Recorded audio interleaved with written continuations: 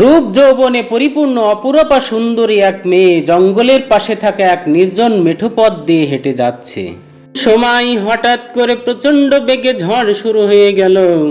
তখন সেই মেয়েটি দেখতে পেল একটি কুঁড়ে ঘর। সেই ঝড়ের কবল থেকে বাঁচার জন্য মেয়েটি ওই ঘরের দরজায় কড়া নেড়ে সাহায্য চাইতে লাগলো। একজন টকবকে যুবক ঘরের ভিতর থেকে দরজা খুলে সেই সুন্দর মেয়েটিকে আশ্রয় দিল। এদিকে দিন পেরিয়ে রাত হয়ে যাচ্ছে, কিন্তু ঝড় বৃষ্টি থামার কোনো গন্ধ নাই। এমন সময় মেয়েটি দেখতে পেল যুবক ছেলেটি তার হাতের আঙ্গুলে মোমবাতি দিয়ে আগুনে পোড়াচ্ছে।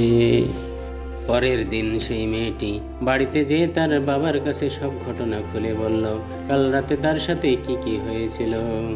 মেয়েটির পিতা সেই ছেলেটিকে এসে জিজ্ঞেস করলো, বাবা, গতকাল রাতে মোমবাতির আগুনে তোমার হাতের আঙ্গুল পুড়িয়েছে কেন? তখন সেই ছেলেটি বলতে লাগলো, চাচা, প্রচণ্ড ঝড়ের রাতে আমরা এই নির্জন ঘরে আপনার সুন্দরী মেয়েটিকে দেখে আমার মনের মধ্যে খুব প্রবৃত্তি চলে আসলো।